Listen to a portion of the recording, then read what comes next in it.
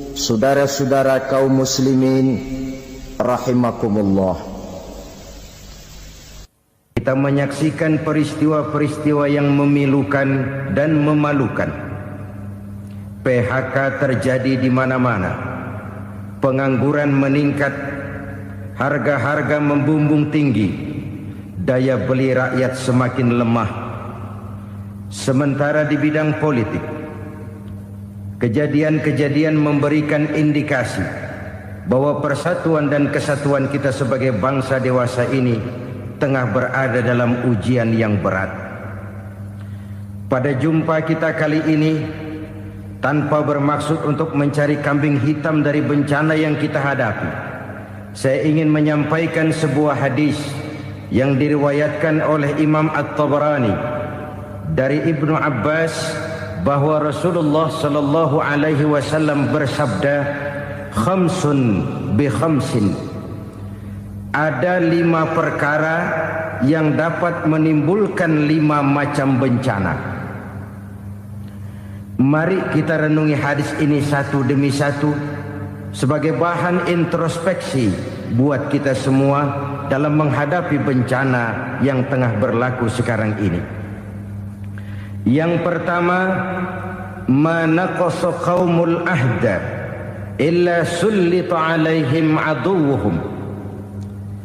Apabila suatu kaum sudah mengingkari janjinya, maka mereka pun akan dikuasai oleh musuh-musuh mereka. Sederhana saja nampak kalimat dalam hadis ini. Apabila orang sudah mengingkari janji, mereka akan dikuasai oleh musuh-musuh mereka sendiri. Dan musuh kita yang paling utama saat ini adalah kemiskinan dan kebodohan. Kenapa itu terjadi? Karena kita mengingkari janji kita sendiri. Di saat awal-awal berdirinya Orde Baru, kita pernah berjanji untuk melaksanakan Pancasila dan Undang-Undang Dasar 45 secara murni dan konsekuen.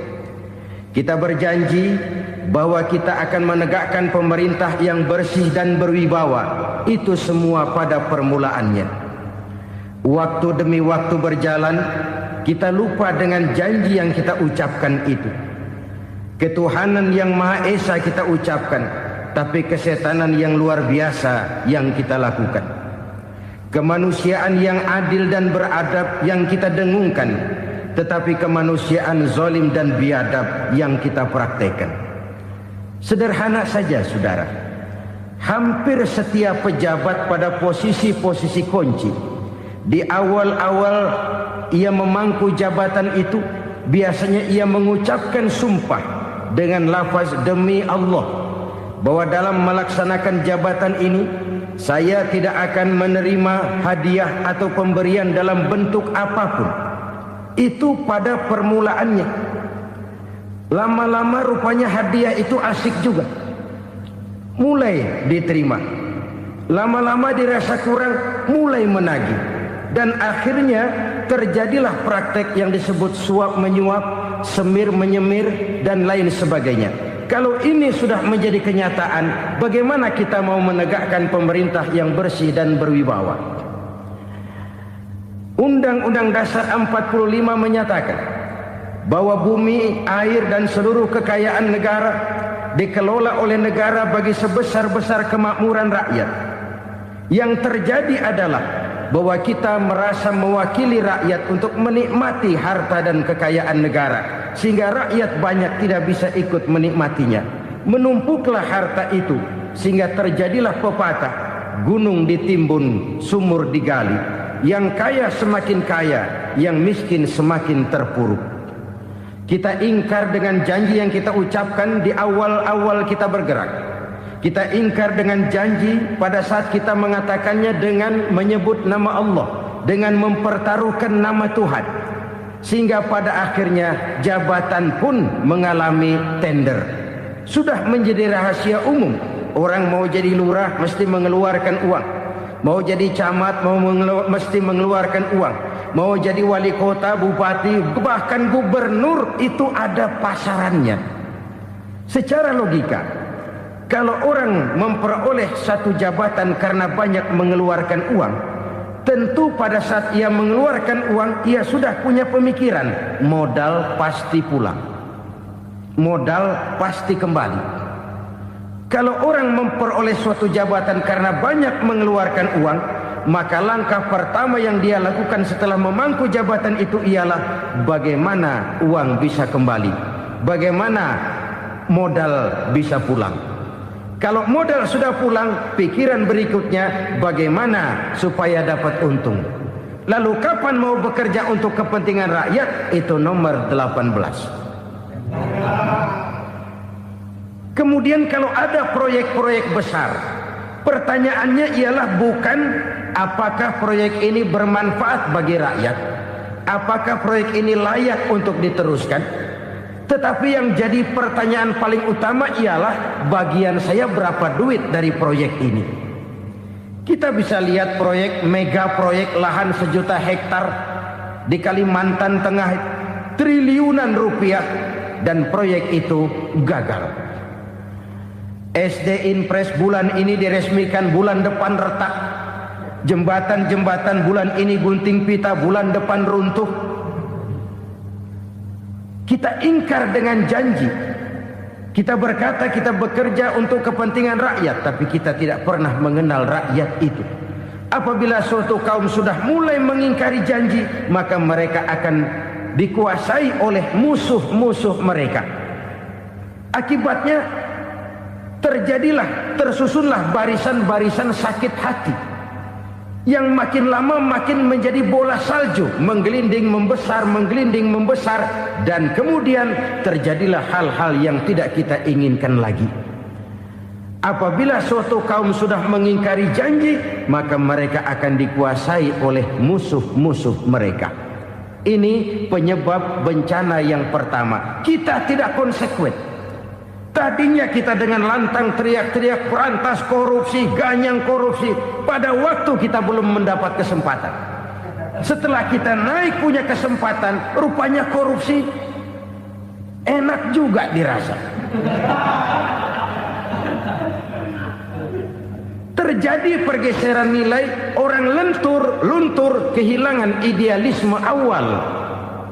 Lalu untuk menghibur diri, menutup kesalahan, kita gunakanlah pepatah bahwa tidak ada gading yang tak retak, bahwa kita harus mikul dhuwur mendem jero. Itu semua cuma sebagai dalih agar kesalahan kita tidak dibicarakan orang lain. Padahal kita sendiri yang mengingkari janji. Kita yang keluar dari komitmen awal kita. Kita berjanji melaksanakan Pancasila dan Undang-Undang Dasar 45 dengan murni dan konsekuen. Kita berjanji untuk menegakkan pemerintah yang bersih dan berwibawa. Namun dalam kenyataannya itu tidak kita laksanakan dengan sebagaimana mestinya. Kita bergeser, kita mengalami proses degradasi, peluncuran nilai, dan akhirnya terbentuklah barisan-barisan sakit hati yang semakin lama semakin membesar itu. Kita harus introspeksi. Memang kalau zaman sedang susah, biasanya kambing hitam laris, tukang kompor gentayangan. Itu dari dulu selalu mencari kambing hitam. Karena itu kita tidak bicara orang, kita tidak bicara siapa yang salah, kita bicara sistem, dan sistem itu bisa mengena siapa saja. Kalau orang sudah mulai mengingkari janji, bergeser dari komitmen awal, itu sudah mulai ia mengalami proses peluncuran, proses degradasi. Ini penyebab yang pertama. Kita tidak lagi konsekuen bahwa bumi, air, sumber daya alam adalah milik negara, dikuasai oleh negara, digunakan bagi sebesar-besar kemakmuran rakyat. Ternyata rakyat yang makmur itu tidak merupakan gambaran yang menyeluruh dari rakyat kita. Undang-undang dasar kita menganut ekonomi kekeluargaan, tapi yang kita praktekkan adalah ekonomi keluarga. Kalau bukan keluarga nggak dapat proyek. Kalau bukan keluarga nggak dapat macam-macam. kekeluargaan kita rubah menjadi keluarga. Timbullah penyakit nepotisme. Kita bergeser, kita ingkari janji, dan kita anggap kita atasnamakan rakyat. Rakyat cuma sekedar jadi adres, rakyat cuma sekedar jadi alamat, tetapi kehidupan mereka tidak banyak berubah dan tidak banyak terangkat. Kaum muslimin rahimakumullah, ini penyakit yang pertama, penyebab bencana yang pertama. Yang kedua kata Nabi, wa ma hakamu bighairi ma anzalallah. Apabila hukum yang diterapkan sudah tidak lagi bersumber dari hukum Allah, illa fasha fihimul faqru, maka akan bertebaranlah kemiskinan di mana-mana. Ini artinya apa? Apabila hukum tinggal sebuah stempel, apabila hukum sudah diatur menurut kepentingan, apabila hukum sudah tidak lagi ditegakkan secara adil, maka kemiskinan merambah di mana-mana. Hukum diatur menurut selera orang yang sedang berkuasa, maka yang benar bisa jadi salah, yang salah bisa jadi benar. Hukum dalam kenyataan hidup berlaku seperti pisau. Pisau itu kan saudara lihat, yang namanya pisau dimanapun itu tajamnya ke bawah, ke atas tumpul. Kalau hukum itu, kalau untuk rakyat, hukum itu tajam bukan main, cepat sekali dilaksanakan. Tapi giliran menengah ke atas, yang gedean dikit berbuat salah, hukum tumpul. Hukum pura-pura tidak dengar, akibatnya terluka rasa keadilan rakyat. Satu kasus rakyat diam, dua kasus rakyat diam, tiga kasus rakyat diam, kasus terakumulasi di hati rakyat, luka rasa keadilan, dan itu menjadi sumber bencana.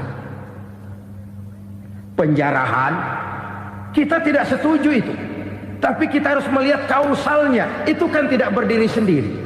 Itu kan karena terlukanya rasa keadilan rakyat, melihat kesempatan ini tidak merata. Kalau rakyat ini yang ngajukan kredit ke bank, walaupun jumlahnya cuma jutaan, ratusan ribu, susahnya 17 setan. Tapi ada orang-orang tertentu yang agunannya palsu, jaminannya palsu, bawa kata belece, bukan cuma miliaran, triliunan kredit bisa keluar. Terluka rasa keadilan, hilangnya kesempatan. Rakyat cuma dapat kesempitan, jarang dapat kesempatan. Dari lukanya rasa keadilan ini, memang ya entah lipstik, entah basa-basi, dibentuklah tim ini, dibentuklah badan pengawas ini, dibentuklah tim ini. Kalau membentur tahu, hancur tahu. Tapi kalau tim yang dibentuk membentur karang, bukan karangnya yang hancur biasanya, timnya yang bubar. Kenapa? Yang dibentur batu karang yang sangat keras. Kita main-main dengan hukum, kita tidak konsekuen dengan hukum, luka rasa keadilan, dan itu terakumulasi. Edi Tamsil, rakyat tahu, terakumulasi, menguap begitu saja. Kasus-kasus lain rakyat tahu, menguap begitu saja. Ketidakadilan terakumulasi, mengendap di hati rakyat, menunggu ledakan. Pada saat sumbu meledak, rakyat tidak bisa dibendung lagi. Oke, kita tidak setuju dengan penjarahan, tapi jangan melihat itu sebagai peristiwa yang berdiri sendiri. Kenapa itu terjadi? Kausalnya kenapa? Oke, kita tidak setuju memang, tapi yang dijarah oleh rakyat kan memang cuma untuk perut. Yang dijarahkan beras, yang dijarahkan televisi, yang dijarahkan kulkas yang masih bisa dihitung, yang memang real untuk kebutuhan rakyat. Penjara-penjara berdasi kepala botak yang menguras uang rakyat habis-habisan, enak saja melenggang dalam kehidupan ini. Makin terluka rasa keadilan rakyat. Apabila hukum yang diterapkan sudah menyimpang dari keadilan yang diajarkan Allah, fasyafihimul fakru, bertebaranlah kemiskinan. Aneh, memalukan, memilukan. Sebuah negara agraris yang katanya pulaunya hijau royo-royo, gemari palau jenawi toto tentem kertora harjo, yang tahun 93 pernah mendapat penghargaan dari FAO, Badan Pangan Sedunia, sebagai negara yang berhasil dalam swasembada pangan. Sekarang ini kita terpaksa betul beli beras dari Vietnam, beli beras ke Kamboja, beli kedelai dari Kamboja. Kenapa? Lahan sawah kita habis ditanami pabrik. Teknologi kita, teknologi loncatan yang non-applied, tidak terpakai oleh kita. Lantas lahan yang tidak bisa kita tanami, kita paksakan lahan-lahan gambut menjadi tanah pertanian yang subur dengan biaya triliunan, dan kita gagal.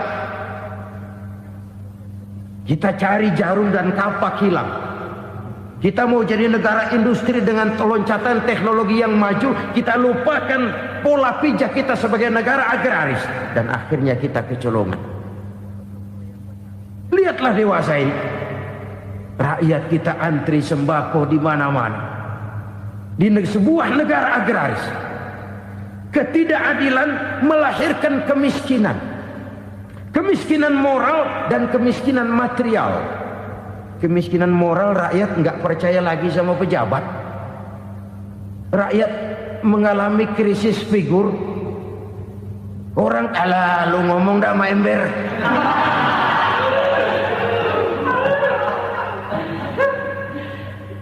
Penataran yang menghabiskan biaya miliaran itu melahirkan pejabat-pejabat korup. Pengawasan yang menghabiskan biaya miliaran itu ternyata impoten, mandul. Kemiskinan moral. Jujur saya berkata, saudara-saudara, setelah pintu reformasi dibuka, itu yang masuk memang macam-macam. Ada yang memang punya tujuan murni, konsekuen dan punya konsep. Ada yang nunggu di tikungan, begitu mobil lewat nyamber pintu, berangkat ikut reformasi. Ada yang memanfaatkan momentum, mumpung, untuk nyampein unek-unek, ngerti nggak, pokoknya ngomong.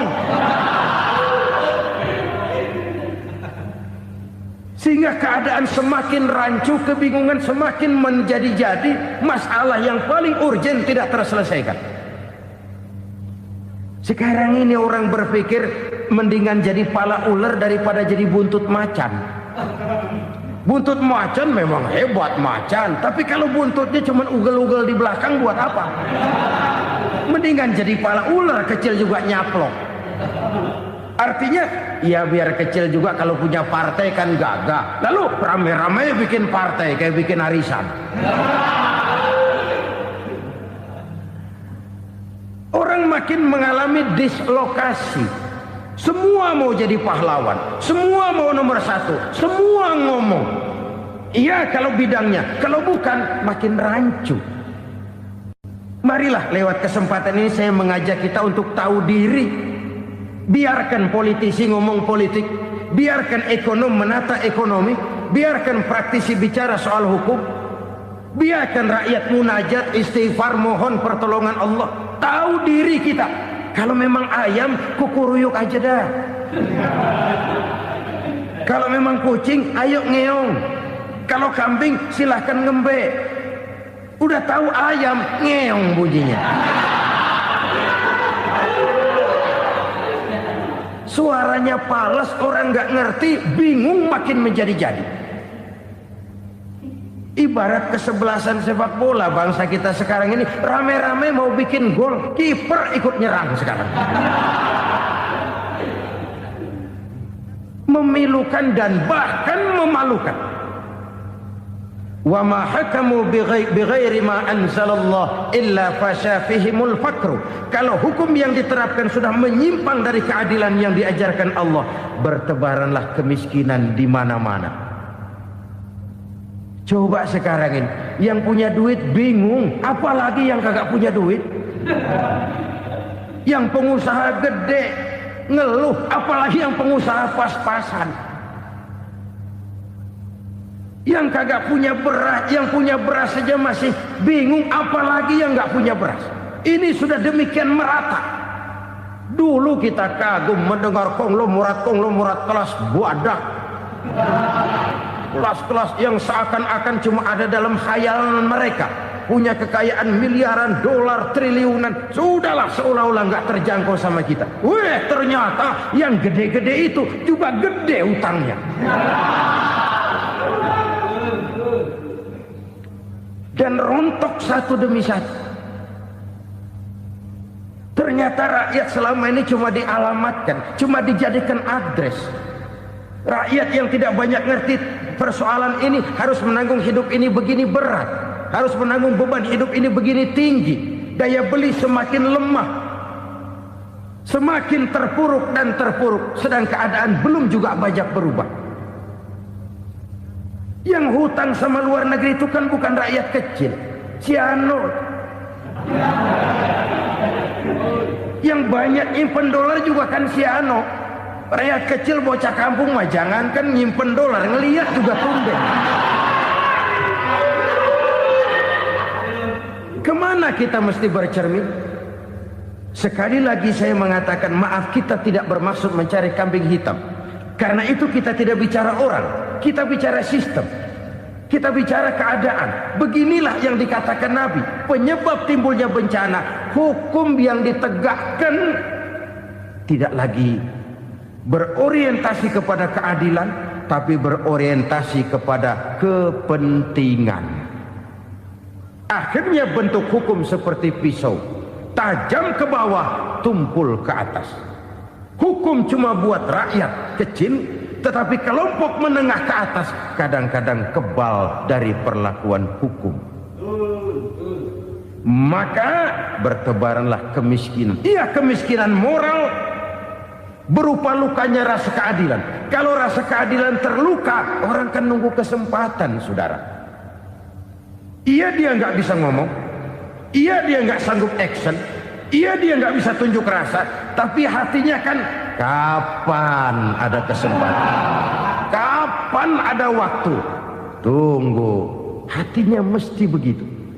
Sehingga begitu ada kesempatan, terjadilah hal-hal yang tidak terhindarkan. Dan itu ekses, bukan reformasi. Jangan seperti sebuah dialog saya dengan seorang abang beca. Saya bertanya, bang, iya, abang tahu nggak reformasi? Tahu. Ustadz, apa? Pembakaran. Terus penjarahan. Lalu perkosaan. Itu reformasi. Itu yang saya lihat. Nah, itu yang dia lihat. Saya tentu tidak menyalahkan abang beca kita, karena memang itu yang dia lihat dan sejauh itu wawasannya. Tapi ini indikasi bahwa banyak rakyat kita yang belum bisa menggunakan kebebasan secara bertanggung jawab. Padahal kebebasan tanpa tanggung jawab tirani. Sebuah contoh gampang-gampangan. Saya beli radio, saya setel di kamar saya, lalu saya bilang, ini radio gue. Yang beli gue, pakai duit gue setel di kamar gue, sekeras-kerasnya, gak ada urusan sama orang lain. Itu kata saya. Tetapi tetangga saya sebelah rumah kan boleh juga ngomong begitu. Kata tetangga saya, ini mata gue, yang ngantuk gue tidur di kamar gue. Kenapa suara radio lu nyampe kemari? Artinya apa ini? Kebebasan saya nyetel radio dibatasi oleh kebebasan tetangga saya yang mau tidur. Tidak ada kebebasan mutlak. Kebebasan mutlak tanpa tanggung jawab kembali akan melahirkan tirani, kembali akan melahirkan pemaksaan kehendak. Dan itu lagi-lagi bukan demokrasi. Saudara-saudara kaum muslimin rahimakumullah. Ini penyakit yang kedua, lukanya rasa keadilan, terutama di kalangan rakyat kecil. Itu mengendap menjadi akumulasi dan menunggu giliran kapan bisa dimuntahkan. Dengan kata lain, rakyatnya udah banyak banget makan yang perutnya jadi enak, nyelam. Kapan nunggu muntahnya? Udah begini banyak akumulasi yang mereka pendam di perut ini, sehingga ketika terjadi kesempatan itu sudah tidak terkendalikan lagi. Kita out of control. Saya tidak mentolerir sikap-sikap kekerasan. Bahkan saya lebih cenderung bahwa kalau di rumah kita banyak tikusnya, tikusnya saja racuni, jangan rumah dibakar. Bahwa ada korupsi, iya. Ada kolusi, memang. Ada nepotisme, tentu. Tetapi tikusnya saja racuni. Jangan rumah dibakar. Masa mau ngusir tikus bakar rumah? Tikusnya lari, tikusnya selamat, rumahnya ewes-ewes.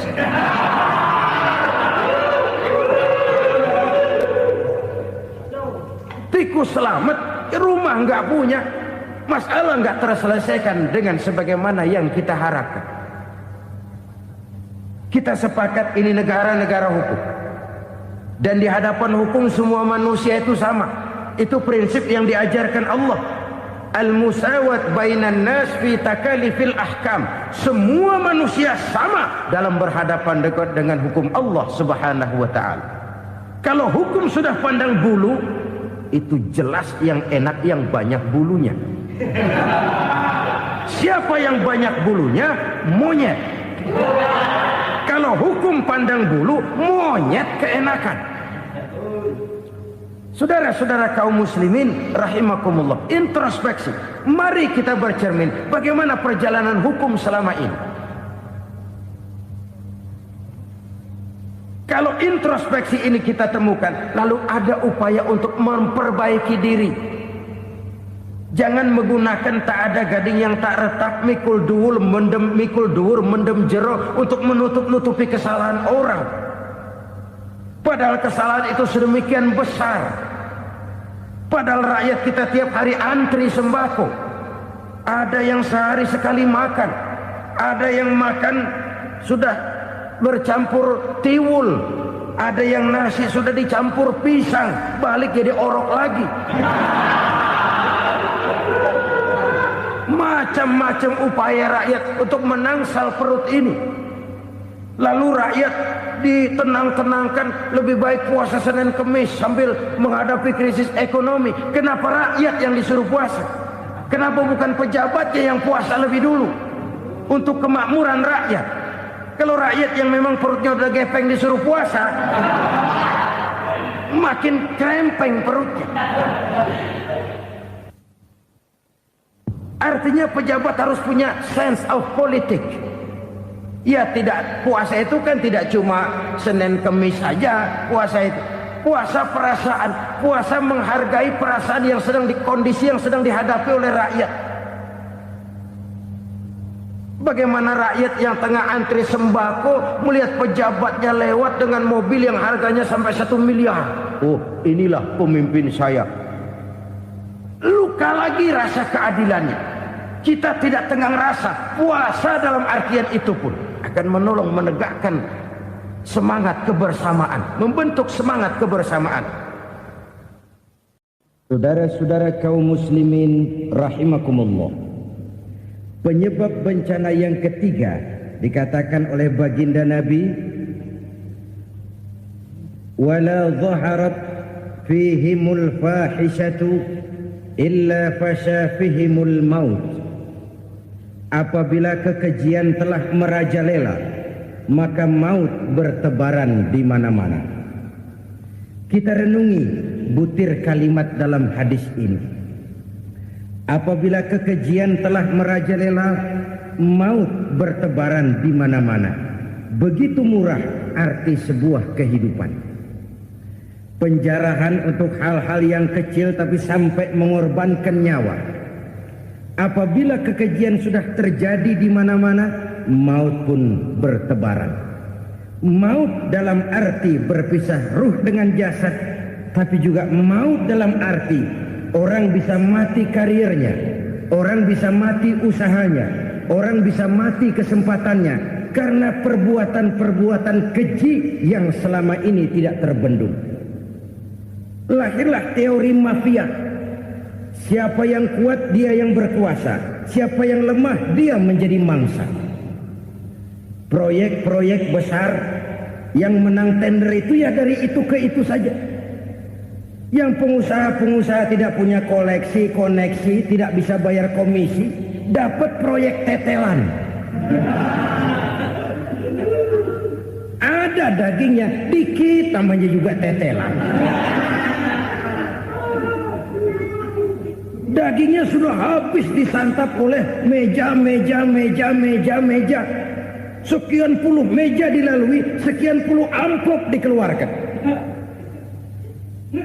Sehingga yang akhirnya ya tinggal tetelan itu tadi.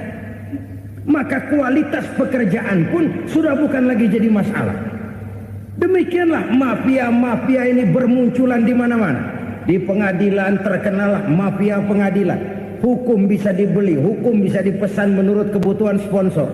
Mafia peradilan, mafia politik, mafia ekonomi, bahkan mafia agama yang menggunakan agama sebagai kedok, menggunakan agama sebagai dalih, menggunakan agama sebagai topeng untuk melancarkan maksud-maksud politiknya pun tidak tertutup kemungkinan.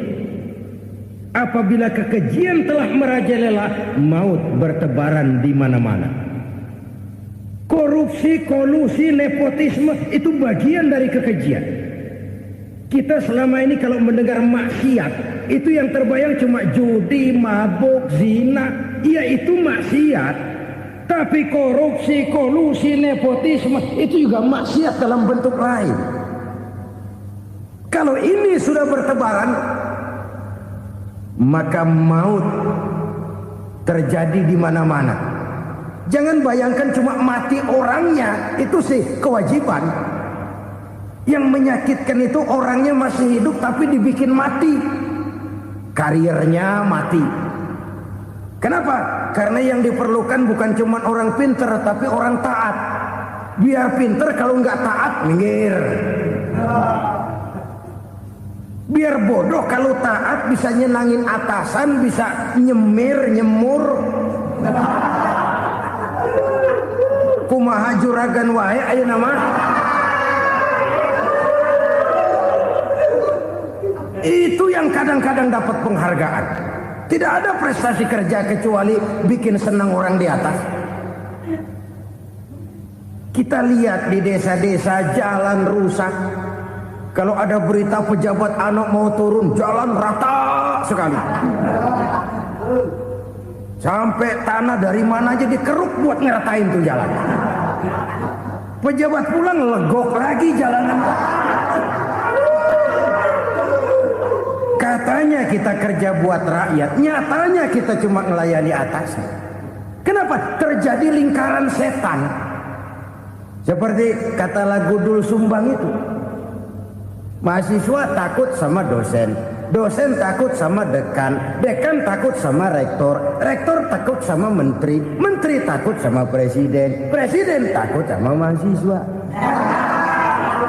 Muter balik lagi. Lingkaran setan. Lingkaran setan. Saudara-saudara kaum muslimin rahimakumullah. Kekejian yang merajalela, praktek-praktek mafia yang tertuang dalam kehidupan sehari-hari menyebabkan orang mati karirnya, jasad masih hidup, karir mati, itu menyakitkan. Mati bisnisnya. Rakyat kecil pernah senang ketika cengkeh booming, harganya bagus, rakyat banyak yang pergi haji. Lalu mau ditata, lahir tata niaga cengkeh, malah amburadul. Harga cengkeh jatuh, petani cengkeh kecil menjerit. Siapa yang untung? Segelintir orang. Masihkah kita pakai atas nama rakyat untuk kepentingan nasional? Padahal yang nyanyi cuma segelintir orang. Masihkah kita mau bohongi rakyat ini dengan mobil nasional tapi bikinan Korea? Masihkah kita mau bermain verbalisme, bermain kata? Ini sebuah masa lalu yang tidak perlu terulang lagi untuk masa-masa yang akan datang. Kekejian merajalela, orang mati karir. Bisa mati usaha, mati bisnis. Usahanya maju, dirangkul, hancur. Usahanya maju, dipukul, hancur, tenggelam. Bahkan yang memilukan dan memalukan badan-badan usaha milik negara itu dikebiri sedemikian rupa sehingga tidak menghasilkan hal-hal yang bermanfaat buat negara. Saudara-saudara kaum muslimin rahimakumullah, kalau nafsu yang sudah mengatur itu semua, maka kekejian pun merajalela. Orang sudah pakai teori mafia, yang kuat dia yang menang, yang kuat dia yang berkuasa, yang lemah silakan minggir di sudut-sudut kehidupan. Kalau kekejian seperti ini merajalela, maut bertebaran di mana-mana. Banyak orang mati karirnya, banyak orang mati usahanya, banyak orang mati imajinasinya. Sekarang ini dalam dunia seni, yang banyak karyawan seni, bukan seniman. Seniman itu kan dilahirkan. Lain seniman, lain karyawan seni. Sekarang yang banyak karyawan seni, bukan seniman. Mati karir, mati imajinasi, mati improvisasi. Sehingga kehidupan persis sinetron. Sinetron itu yang kita lihat rumah mewah, yang kita lihat rumah bagus. Gak pernah kita lihat di sinetron kita ini rakyat antri sembako. Kita dijejali hal-hal yang indah, yang wah, yang membuat kita tenggelam dalam gaya hidup instan, tenggelam dalam gaya hidup wah. Kita lupa dengan realitas keseharian di tengah-tengah masyarakat kita.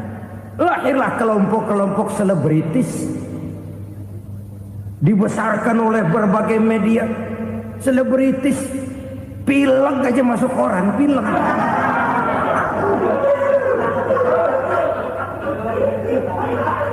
Rakyat yang pingsan antri beras nggak masuk koran. Rakyat yang semaput antri minyak nggak masuk koran. Selebritis panok masuk koran.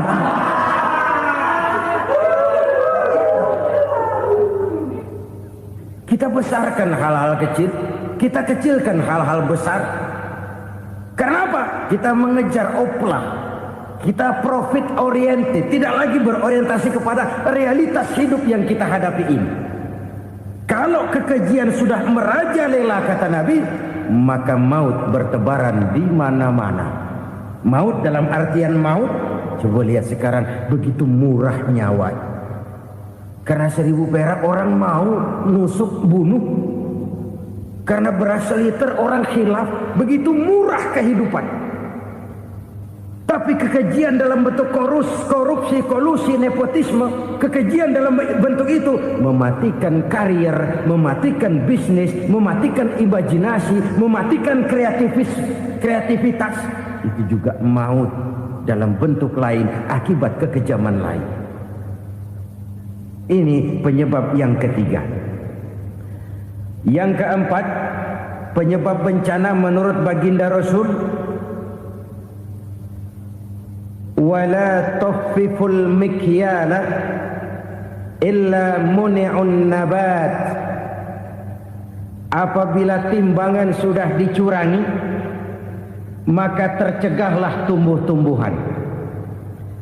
Apabila timbangan sudah mulai curang, maka terjadilah musim paceklik. Apabila bisnis sudah bergaya mafia tadi itu, kecurangan-kecurangan terjadi, tender di balik pintu, yang dimenangkan cuma kelompok-kelompok yang bisa memberikan presentasi yang besar, muni'un nabat, terjadilah paceklik.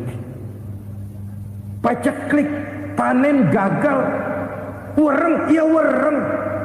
Kemarau panjang, it's okay. Air sulit, iya. Tetapi kan semua itu ada yang ngatur. Kemarau ada yang ngatur, belalang itu ada yang ngatur, air itu juga ada yang ngatur. Yang ngatur itu yang serba maha. Kalau ia murka melihat kecurangan timbangan, Allah itu kalau murka kan gampang saja, tinggal komandoin balang, lang, hancurin tuh sawah. Konvoy belalang, konvoy. Allah tinggal ngutik angin El Nino. Mampir lo ke Indonesia, hujan nggak turun-turun, kemarau panjang.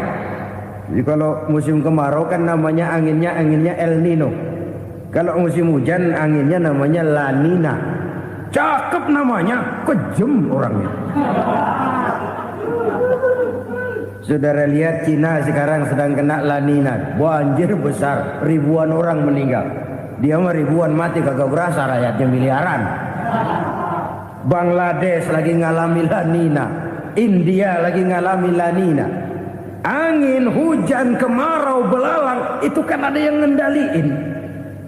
Kuncinya bukan di belalangnya, kuncinya bukan di peredaran matahari berputar, kuncinya di atas yang mengatur semua itu. Kalau timbangan sudah mulai curang, pengusaha sudah nggak mau jujur, apa nggak bikin perut jadi mual? Begitu rakyat antri sembako pingsan nggak dapat beras, sementara beras ditumpuk-tumpuk sampai membusuk. Kemana hati nuraninya? Kemana akal pikirannya? Kemana mereka yang berbuat atas nama rakyat tapi melihat rakyat susah tidak tergerak hatinya? Apabila timbangan sudah mulai dicurangi, bisnis sudah mulai melenceng, maka terjadilah paceklik. Sebuah negara yang berhasil dalam swasembada pangan, lalu sekarang menjadi negara yang rakyatnya antri untuk memperoleh kebutuhan pangan. Saudara-saudara kaum muslimin rahimakumullah, ini intinya adalah kecurangan.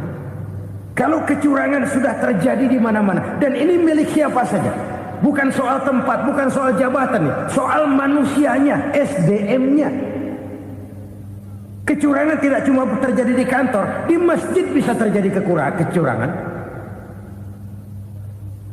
Korupsi tidak hanya bisa terjadi di kantor, di madrasah bisa ada korupsi.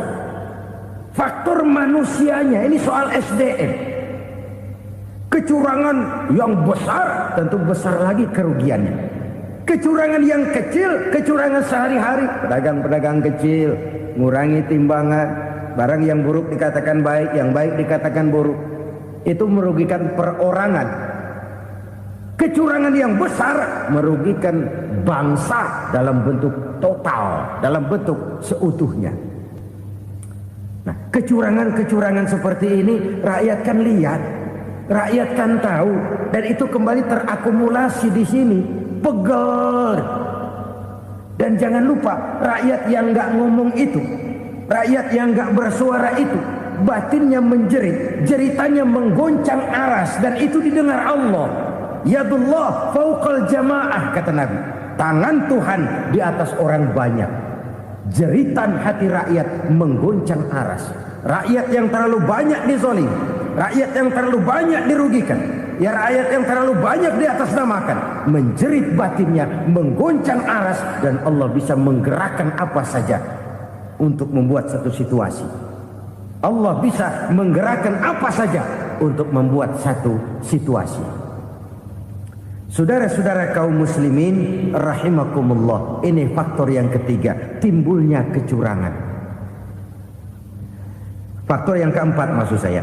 Yang kelima, penyebab timbulnya bencana menurut baginda Nabi, wala muni'uz zakat wala muni'uz zakat illa hubbisa anhumul qatr. Apabila zakat enggan dibayar, maka tercegahlah qatrun. Qatrun ini kalau bahasa kita sembako.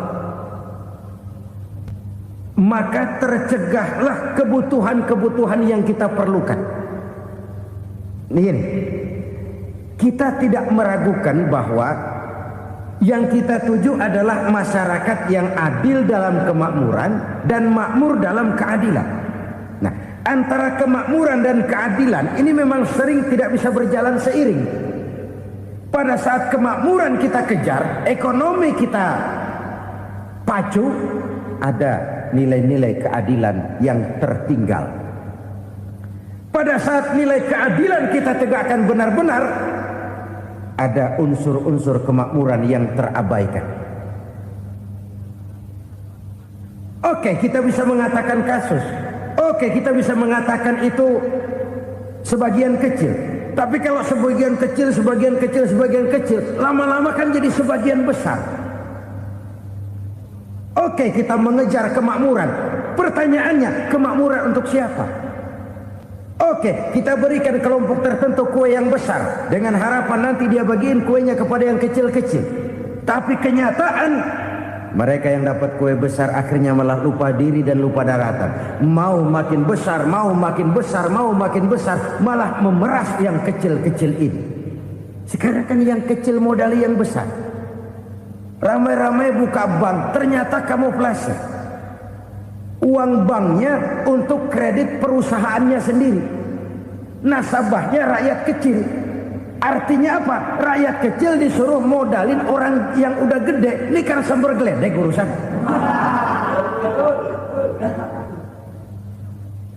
Ini kan permainan apa lagi? Rakyat kecil suruh modali yang gede. Nasabahnya rakyat kecil, kumpulkan uangnya di bank, kucurkan kredit kepada perusahaannya sendiri. Bukankah itu rakyat kecil suruh modali yang gede?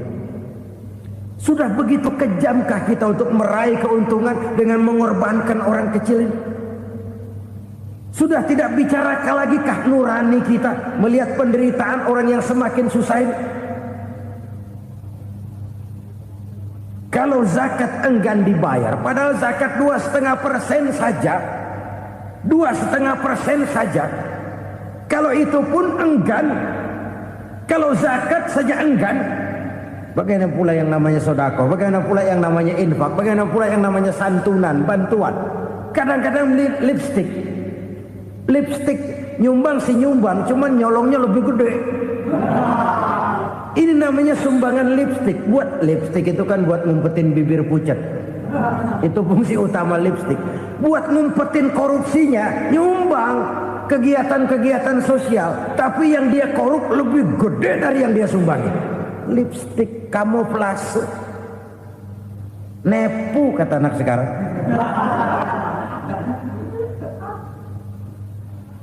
Saudara-saudara kaum muslimin rahimakumullah.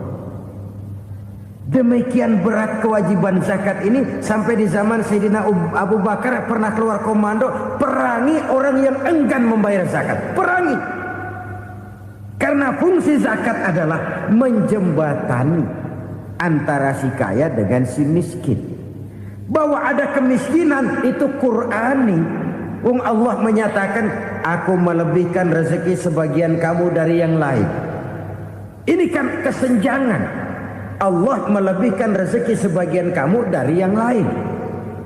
Ada itu. Tetapi itu berjalan secara nature. Nah, kalau direkayasa, yang kaya semakin kaya, yang miskin semakin terpuruk, yang sudah besar dapat proyek besar, yang kecil dapat tetelan. Ini kan rekayasa namanya. Kesenjangan yang direkayasa ini yang kita harus kikis. Nah, fungsi zakat menjembatani dari sisi sosial. Dari sisi pribadi, Nabi berpesan, zakku amwalakum biz zakat. Bersihkan hartamu dengan zakat. Sekarang ada istilah nyuci uang. Uang hasil korupsi itu bisa dicuci, dijadikan uang bersih. Bukan pakai rinso, bukan. Pakai politiknya koruptor, diolah sedemikian rupa sehingga jadi uang resmi. Sudah memutik, itu termasuk yang disebut kejahatan kerah putih, white collar crime. Kejahatan kerah putih, kejahatan pakai dasi, kejahatan kelas kakap. Makanya orang mendingan goblok kagak bener daripada pinter kagak bener. Goblok kagak bener itu gampang ngurusinnya. Pinter kagak bener, ini yang berabe bener ngurusinnya.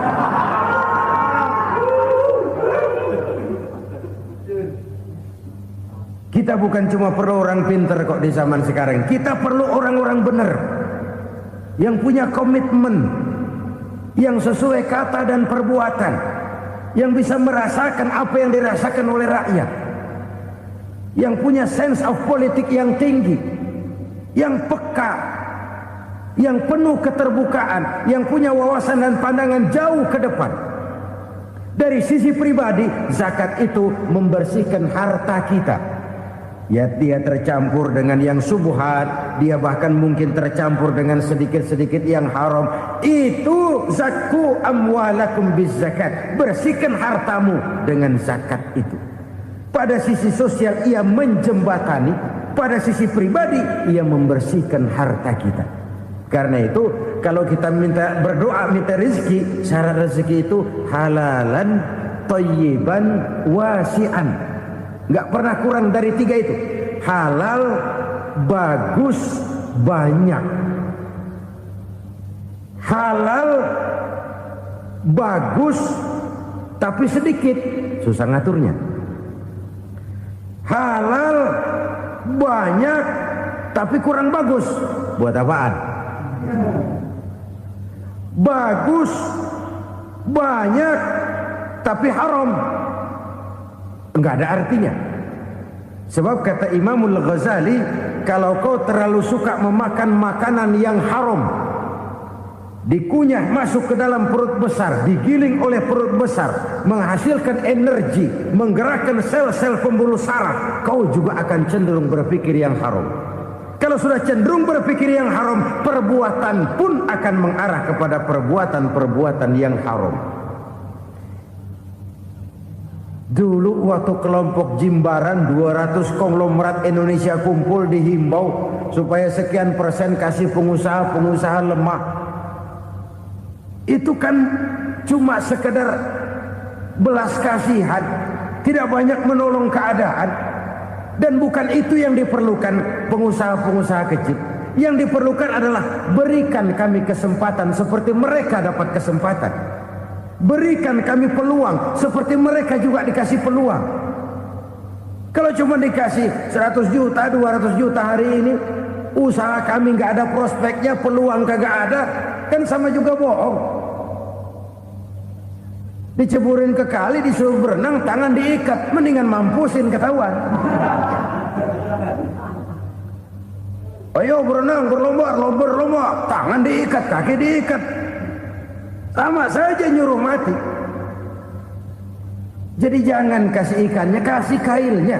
Yang diperlukan pengusaha kecil menengah ke bawah itu bukan cuma sekedar belas kasih dari konglomerat-konglomerat besar. Berikan kami peluang seperti mereka juga dapat peluang. Berikan kami kesempatan seperti mereka dapat kesempatan. Berikan kami kredit dengan kemudahan seperti mereka juga kalau minta kredit begitu mudahnya. Menciptakan peluang dan kesempatan, pemerataan, bukan menciptakan manusia Indonesia dengan standar ekonomi yang sama. Semua rumahnya harus sama, semua punya mobil. Itu sih kebersamaan bebek. Bebek, coba lihat bebek, satu ngalor semua, satu ngidul semua. Kebersamaan bukan itu. Kebersamaan adalah menciptakan peluang. Kalau yang kaya bisa semakin kaya, kenapa yang miskin tidak bisa ikut naik jadi sedikit kaya? Kalau pengusaha yang sudah kuat bisa bertambah menjadi kuat dengan proyek mega proyek, kenapa yang menengah tidak bisa ikut menjadi kuat? Dan kenapa kekejian itu merajalela? Kita dengar lewat berita-berita PLN tekor, PLN utang. Kenapa? Dia beli listrik dari swasta yang belinya lebih mahal daripada penjualannya. Artinya dia beli itu listrik dari perusahaan listrik swasta, dia jual kepada rakyat lagi. Harga jualnya lebih murah daripada dia beli kepada swasta. Kenapa? Ada tekanan lagi tuh. Biasa siklus lagi. Hukum Boyle. Atas neken, paling bawah gepeng. Ya kita nih rakyat kecil, emang nasibnya gepeng terus. Saudara-saudara kaum muslimin rahimakumullah, dari 5 penyebab bencana ini kita ambil kesimpulan untuk sebuah renungan dan introspeksi kita bersama. Pertama, mengingkari janji. Padahal janji itu yang lebih tinggi nilainya adalah di hadapan Allah Subhanahu wa taala. Baik wakil-wakil rakyat di parlemen maupun pemimpin-pemimpin rakyat di dalam kabinet, apabila memangku suatu jabatan, selalu mereka mengawali dengan sumpah, dan sumpah itu dimulai dengan demi Allah. Sadarkah kita pada saat itu kita ucapkan bahwa kita sudah mempertaruhkan Allah untuk jabatan yang kita pegang? Kita sudah mempertaruhkan nama Allah untuk posisi yang dipercayakan kepada kita. Sadarkah kita bahwa menyia-nyiakan itu satu dosa yang sangat besar, yang tidak hanya kepada Allah tetapi juga kepada rakyat yang kita wakili, kepada rakyat yang kita pimpin.